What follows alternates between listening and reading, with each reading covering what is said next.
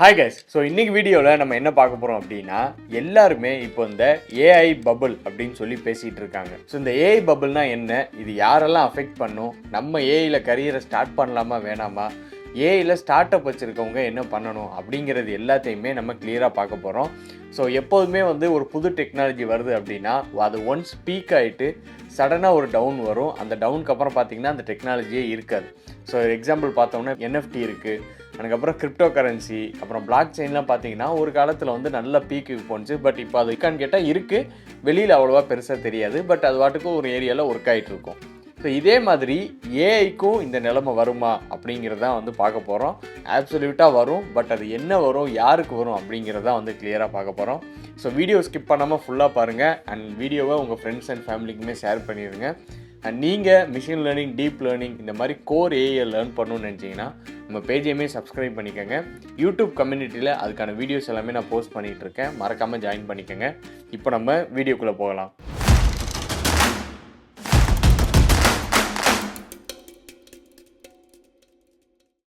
So first இந்த AI bubble அப்படின்னு சொல்கிறதுக்கு முன்னாடி பபுள் அப்படிங்கிறத நான் சொல்லிடுறேன். சிம்பிள். இப்போ நம்ம ஒரு பபுள் இருக்குது, அது என்ன ஆகும், ஊத ஊத பெருசாகிட்டு ஒரு கட்டத்தில் வெடிச்சிடும். ஸோ இதே மாதிரி ஒரு டெக்னாலஜியை நம்ம என்னென்னு சொல்லுவோம் அப்படின்னா பபுள்னு சொல்லுவாங்க. இப்போ block chain bubble, crypto bubble, NFT bubble அப்படின்னு சொல்லுவாங்க. இது வந்த புதுசில் அதில் நிறைய பேர் உள்ளே வருவாங்க, உள்ளே ஒர்க் பண்ண ஆரம்பிப்பாங்க. அதனால் அந்த டெக்னாலஜி பயங்கரமாக க்ரோ ஆகும். At some point of time பார்த்திங்கன்னா அதில் ஒரு கிராஷ் ஆகிரும். அது கிராஷ் ஆனதுனால அதில் இருக்க எல்லாருமே லாஸ் ஆகிடுவாங்க. ஸோ அந்த டெக்னாலஜி அதோட ஸ்டாப் ஆகிரும். அதுக்கப்புறம் ஆள் இருக்க மாட்டாங்களான்னு கேட்டாங்கன்னா இருப்பாங்க. பட் வந்த புதுசுலேருந்து ரொம்ப ரொம்ப கம்மியான ஆட்கள் தான் இருப்பாங்க. ஸோ இதே நிலைமை ஏஐக்கும் நடக்குமா? ஏன்னா இப்போ எல்லா கண்ட்ரிலையுமே வேர்ல்டு ஃபுல்லாமே ஏஐயில் இறங்க ஆரம்பிச்சிட்டாங்க, சின்ன சின்ன ஸ்டார்ட் அப்ஸ் முதற்கொண்டும்.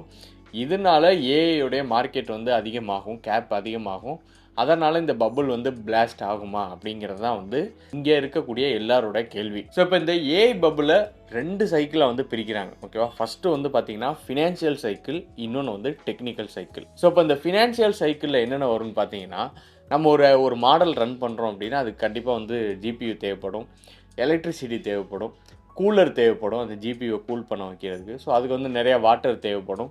இந்த மாதிரி இருக்குது பார்த்தீங்களா? ஸோ இதுக்கு எவ்வளோ ஸ்பெண்ட் பண்ணுறாங்க அப்படிங்கிறது எல்லாமே இந்த ஃபினான்ஷியலில் வரும். டெக்னிக்கல்னால் அப்சல்யூட்டாக நம்ம யூஸ் பண்ணுற இந்த சர்வர்ஸு, மாடல்ஸோட சைஸு, இது எல்லாமே டெக்னிக்கல் சைடு வந்துடும். ரியல் அடாப்ஷன் என்ன சொல்கிறாங்க அப்படின்னா, கேபெக்ஸ் ரொம்ப அதிகமாக இருக்குது அப்படிங்கிறது. கேபெக்ஸ்னால் ஒன்றும் இல்லை, நீங்கள் ஒரு பொருளை ரெடி பண்ணுறீங்கன்னா ரெடி பண்ணுறதுக்கு எவ்வளோ அமௌண்ட் போடுறீங்க, அதான் கேபெக்ஸ்ன்னு சொல்லுவோம். இப்போது நார்மலாக ஒரு மாடல், அதாவது ஒரு சேட்ஜிபிடி கம்பெனியே இருக்குது, ஓப்பன் ஏஐ கம்பெனி வச்சுக்கோங்க.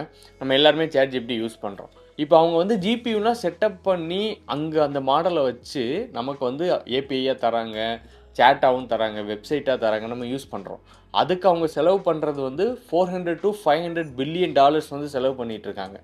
ஆனால் அதிலிருந்து வர ரெவன்யூ எவ்வளோன்னு கேட்டிங்கன்னா வெறும் 10 to 12 பில்லியன் அவ்வளோதான் இருக்குது. ஸோ இது பார்த்திங்கன்னா வெறும் 10%, 20% தான் அதில் இருக்கக்கூடிய ப்ராஃபிட்டே. ஸோ இப்போ இந்த ஏஐ மார்க்கெட் எப்படி ப்ரொஜெக்ட் ஆகுது அப்படின்னா, நீங்கள் நிறையா ஸ்பெண்ட் பண்ணி அதிலேருந்து கம்மியாக ஏர்ன் பண்ணுறது. இப்போ நம்மளே ஒரு கடை வைக்கிறோம். ஸோ அந்த கடையில் பார்த்தீங்கன்னா ஹோல்சேல் கடையில் 10 ரூபாய்க்கு வாங்கிட்டு நம்ம 5 ரூபாய்க்கு விற்றோம் அப்படின்னா நமக்கு 5 ரூபா என்னது நட்டம். So loss. ஸோ அதே மாதிரி தான் இந்த ஏஐ மார்க்கெட் போயிட்டுருக்கு. ஓகேவா? இதில் நிறையா கம்பெனிஸ் அதில் செலவு பண்ணி பட் அவங்க எடுக்கிற மார்ஜின் ரொம்ப ரொம்ப கம்மி. ஆனால் இந்த ஓப்பன் ஏஐ கம்பெனி ஜிபி யார்கிட்ட இருந்து வாங்குறாங்கன்னா என்விடியா. பட் அந்த என்விடியா கம்பெனி என்ன பண்ணுறாங்கன்னா ஆக்சுவலாக ப்ராஃபிட் மேக் பண்ணுறாங்க. ஸோ இதை நம்ம இங்கே நோட் பண்ண வேண்டிய ரொம்ப ரொம்ப முக்கியமான ஒரு விஷயம். ஸோ ஒரு ஏஐ ரன் பண்ணுறதுக்கு தேவையான பொருளை சேல் பண்ணுற கம்பெனி அதை ப்ராஃபிட் பண்ணுது. ஆனால் அதை வாங்கி யூஸ் பண்ணுற ஒரு கம்பெனி அதை வச்சு ஒரு ப்ராடக்ட் மேக் பண்ணுறது. ஓகேவா? ஸோ அது லாஸ் பண்ணுது. ஸோ இந்த பேட்டர்னை நீங்கள் நோட் பண்ணிங்க அப்படின்னா யார் லாஸ் பண்ணுவான், ஏஐயில் நம்ம எப்படி அப்டேட் ஆகணும் அப்படிங்கிற ஒரு சின்ன ஐடியாவுமே உங்களுக்கு கண்டிப்பாக கிடைக்கும். ஸோ இப்போ என்விடியா கம்பெனி ப்ராஃபிட் பார்த்துட்டே போகிறாங்க, ஓப்பன் ஏஐ ப்ராஃபிட்டே பார்க்கல, அவங்க ஆக்சுவலாக லாஸை பார்த்துட்டு போகிறாங்க. ஓகேவா? ஸோ இதுதான் ஆக்சுவல் 2 சைக்கிளாக பிரிக்கிறாங்க. ஒன்று ஃபினான்ஷியல் பபுள், இன்னொன்று டெக்னிக்கல் பபுள். இந்த 2ல் பிளாஸ்ட் ஆக போகிறது அப்படிங்கிறதுனா இந்த ஃபினான்ஷியல் ஏஐ பபுள் தான் பிளாஸ்ட் ஆக போகுது. எந்தெந்த கம்பெனிலாம் பிராப்பர்ஸாக ரன் ஆகிட்டு இருக்காங்களோ அவங்களோட அந்த மார்க்கெட் கேப் உடையிறதுக்கு நிறையவே சான்ஸ் இருக்குது அப்படிங்கிறத தெளிவாக சொல்லியிருக்காங்க. அண்ட் இந்த மாடல்ஸை ரன் பண்ணி கொடுக்கறதுக்கு தேவையான பொருள் இருக்குது பார்த்தீங்களா, அதை ப்ரொடியூஸ் பண்ணுற கம்பெனி எல்லாமே ஆக்சுவலாக வந்து டெக்னிக்கல் சைக்கிள்குள்ளே வந்துடும். அந்த பபிள் எதுவுமே ஆகாது, அது அட்வான்ஸாக போய்கிட்டே தான் இருக்கும் அப்படிங்கிறதையும் கிளியராக சொல்லிட்டாங்க. ஸோ இதிலே வந்து நம்ம இதே பபுள் வந்து இப்போ நிறைய இதில் பார்த்துருப்போம், என்எஃப்டியில் பார்த்துருப்போம். நான் ஃபஸ்ட்டே சொன்னது தான். ஸோ அதே இதுதான் இந்த டேட்டா படி சொல்கிறாங்க. இன்னொன்று ஒரு முக்கியமான ஒரு டேட்டா வந்து என்ன சொல்லுது அப்படின்னா, எம்ஐடியிலேருந்து கூட ரீசெண்டாக வந்து ஒரு பேப்பர் ரிலீஸ் பண்ணியிருந்தாங்க. 95% ஆஃப் த ஜென்னி அப்ளிகேஷன்ஸ் எல்லாமே ஃபெயில் ஆகுது அப்படின்னு சொல்லிட்டு. ஆக்சுவலாக அது வந்து ரொம்ப ரொம்ப உண்மை. ஏன்னா இப்போ நிறைய கம்பெனியில் பார்த்துருப்பீங்க, சேட் ஜிபிடி யூஸ் பண்ண விட மாட்டாங்க. அவங்க ஓனாக ஒரு கோபைலட் வந்து வச்சுருப்பாங்க. அந்த கோபைலட் வந்து ஆக்சுவலாக அந்த பிஸ்னஸ்க்கு வந்து ப்ராஃபிட் மேக் பண்ணி கொடுக்குதா, ஏதாவது ப்ரொடக்டிவிட்டியாக பண்ணுதான்னு கேட்டால் பண்ணலை. ஸோ அவங்க வந்து ஜஸ்ட் ஒரு ஏஐ ரேப்பர் வந்து அந்த இடத்துல யூஸ் பண்ணிகிட்டு இருக்காங்க. அண்ட் அதை ரன் பண்ணுறதுக்கு ஏதாவது செலவு பண்ணுறாங்க. ஆனால் அதிலேருந்து ப்ராஃபிட் மேக் பண்ணுறாங்கன்னா கிடையாது. ஸோ இந்த மாதிரி ஃபினான்ஷியல் சைக்கிள் எல்லாமே என்ன ஆக போகுது அப்படின்னா, கம்ப்ளீட்டாக பபிள் பர்ஸ்ட் ஆக போகுது அப்படிங்கிறத வந்து மென்ஷன் பண்ணிகிட்டே வராங்க. அப்புறம் ஓவர் ஹைப்புடு, நம்ம எல்லாருமே சொன்ன மாதிரி ஏஐ வந்து உங்கள் ஜாப் எல்லாமே எடுத்துரும், ஒரு 90% ஆஃப் த கோட் எல்லாமே ஏஐ ரைட் பண்ணும் அப்படின்னு சொல்கிறோம்ல. இதுவுமே ஆக்சுவலாக இந்த ஃபினான்ஷியல் சைக்கிள் ரன் ஆகிறதுக்கு ஒரு பெரிய ஒரு ரீசனாகவே வந்து ஆஸ் பர் டேட்டா வந்து வருது. ஓகேவா? ஸோ இந்த மாதிரி ஹைப் ஏற்றி என்ன பண்ணுறாங்கன்னா, நிறைய பேர் இதுக்குள்ளே ஏஐக்குள்ளே வராங்க. அவங்க வந்துட்டு ஜஸ்ட் அந்த ரேப்பரோட போகிறதுனால அங்கே வந்து மார்க்கெட் வந்து கிராஷ் ஆகிறதுக்கு நிறைய வாய்ப்பு இருக்குது அப்படிங்கிறத சொல்கிறாங்க. சேட் ஜிபிடி வந்து கன்சியூம் பண்ணாத ஆளே கிடையாது. இப்படி நிறைய பேர் கன்சியூம் பண்ண என்ன ஆகுது அப்படின்னா, அங்கே வந்து பபுள் ஃபார்ம் ஆகிட்டே வருது, அது பிளாஸ்ட் ஆக தான் போகுது. ஆக்சுவலாக இது ஸ்கேமான்னு கேட்டிங்கன்னா, இதில் ஸ்கேமுங்கிறது எதுவும் கிடையாது. இப்போ இதை வந்து எப்படி சொல்லுவோன்னா, ஏஐ பபுள் வந்து ஃபினான்ஷியலாக இருக்குது, டெக்னிக்கலாக கிடையாது. ஓகேவா?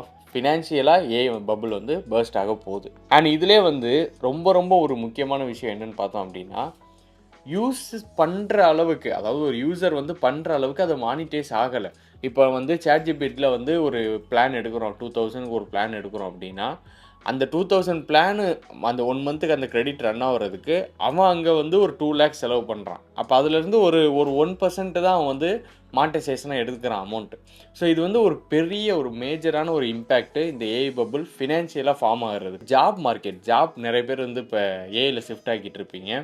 Machine learning engineer, machine learning intern, deep learning intern, data science, இந்த மாதிரி நிறையா வந்து ஜாப் வந்துட்டுருக்கும். அதில் ஹையர் பண்ணவும் நிறைய பேர் ஆரம்பிச்சிட்டாங்க. ஆக்சுவலாக வந்து வித்தின் ஒரு 1.5 இயர்லேயே வந்து நிறைய ஃப்ரெஷர்ஸ் அதில் ஹையர் பண்ண ஆரம்பிச்சிட்டாங்க. இப்போ இதனால் என்ன ஆகும் அப்படின்னு கேட்டிங்கன்னா, இப்போ கரண்ட்டாக நிறைய பேர் ஹையர் பண்ணிடுவாங்க பீக்காக இருக்குது அப்படின்னு சொல்லிட்டு. இன்னொரு 1 இயர் கழித்து ப்ராஜெக்ட்ஸ் வந்து மேஜராக வராது. எதனால் அப்படின்னா, இந்த ஏஐ பபுள் ஃபினான்ஷியலாக பர்ஸ்ட் ஆகும்போது. ஓகேவா? ஸோ அப்படி ஆகும்போது இங்கே இருக்கக்கூடிய நிறைய ஹையர் பண்ணாங்கள பீப்புள், அவங்க எல்லாத்தையுமே திரும்ப ஃபயர் பண்ணுறதுக்கான வேலை ஸ்டார்ட் ஆகும். இப்போ ரீசெண்டாக வந்து டிசிஎஸ் இந்த மாதிரி கம்பெனிஸ் கூட பார்த்துருப்பீங்க, நிறைய பேர் வந்து ஃபயர் பண்ணியிருப்பாங்க. ஆக்சுவலாக இந்த ஏஐ பபுள் வந்து இதையுமே பெருசாக இம்பேக்ட் பண்ணும் போது, ஓகேவா, இந்த ஜாப் மார்க்கெட்டையுமே பெருசாக இம்பேக்ட் பண்ணும் போது நிறைய பேர் வந்து ப்ராஜெக்ட் இல்லாமல் போகிறதுக்கு நிறைய வாய்ப்பு இருக்குது. நிறைய ஏஐ ஸ்டார்ட் அப்ஸ் வந்து ப்ராஜெக்ட் இல்லாமல் போகிறதுக்கு. நீங்கள் ரேப்பர் ஸ்டார்ட் அப்பாக இருந்தீங்கன்னா, ஓகேவா, ஜஸ்ட் லைக் தட் நம்ம இப்போ சிம்பிளாக சொல்கிறது தான். என்விடியா ஒரு ஸ்டார்ட் அப்பாக வச்சுக்கோங்க, ஓப்பன் ஏஐ ஒரு ஸ்டார்ட் அப் வச்சுக்கோங்க. If you are open AI company, நீங்கள் கண்டிப்பாக வந்து பபுள் பர்ஸ்ட் உங்களுக்கு தான். என்விடியா கம்பெனியாக இருந்தீங்க அப்படின்னா உங்களுக்கு பபுள் பர்ஸ்ட் கிடையாது. ஓகேவா? இதுதான் ஏஐ பொறுத்த வரைக்கும் இப்போ 2 ஃபேஸாக இருக்கக்கூடிய ஒன்று.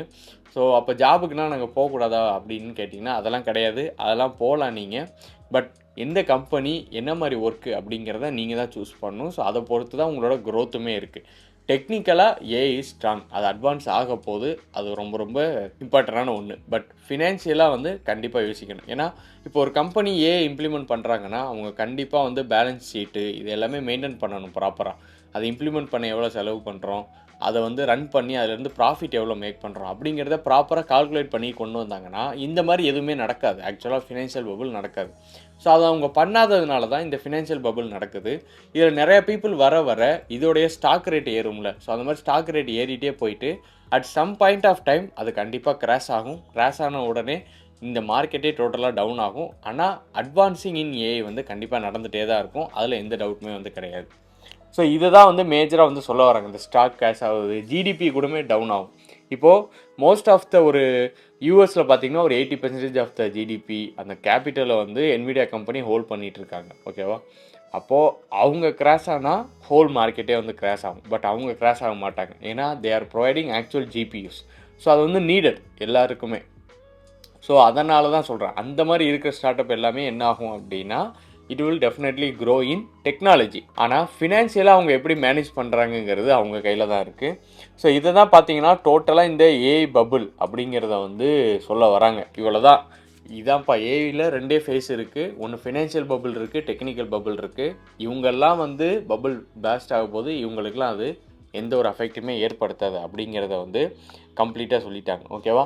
நீங்கள் என்ன சிம்பிளாக தெரிஞ்சுக்கணும்னு நினச்சிங்கன்னா, ஏஐ பபுள் வந்து ஃபினான்ஷியலாக நடக்க போகுது. ஓகேவா? ஸோ டெக்னிக்கலாக நடக்க போகிறது இல்லை. நீங்கள் கண்டிப்பாக அப்ஸ்கில் பண்ணிகிட்டே இருங்க. பட் ஒரு இடத்துல ஏஐ இம்ப்ளிமெண்ட் பண்ணுறீங்க அப்படின்னா, அதை இம்ப்ளிமெண்ட் பண்ணுற காஸ்ட்டும் அதுலேருந்து வர ப்ராஃபிட்டையும் கண்டிப்பாக கால்குலேட் பண்ணுங்கள். அதை கால்குலேட் பண்ணாமல் விட்டீங்க அப்படின்னா, நீங்கள் ஃபினான்ஷியல் பபுளில் மாட்டுறதுக்கு நிறைய சான்ஸ் இருக்குது. அதனால் உங்கள் கம்பெனியே ஷட் டவுன் ஆகவும் கிராஷ் ஆகவுமே நிறைய சான்ஸ் இருக்குது. அஸ் பர் டேட்டா இதுதான் கரண்ட் ஏஐ பபுள் ஃபார்ம் ஆகிட்டுருக்கு. ஸோ இந்த வீடியோ உங்களுக்கு யூஸ்ஃபுல்லாக இருந்துச்சுன்னா மறக்காமல் உங்கள் ஃப்ரெண்ட்ஸ் ஃபேமிலிஸ் எல்லாத்துக்குமே ஷேர் பண்ணுங்கள். ஏஐயில் கரியர் ஸ்டார்ட் பண்ணணும் அண்ட் கம்பெனி வச்சுருக்க உங்கள் ஃப்ரெண்ட்ஸுக்குமே வந்து ஷேர் பண்ணிடுங்க. அண்ட் இதை பற்றி ஏதாவது டவுட் இருந்தாலும் மறக்காமல் கமெண்ட் செக்ஷனில் சொல்லுங்கள். அண்ட் நெக்ஸ்ட் வீடியோவில் நான் இன்னொரு இம்பார்ட்டன்ட் டாபிக்ஸோடு உங்களை மீட் பண்ணுறேன்.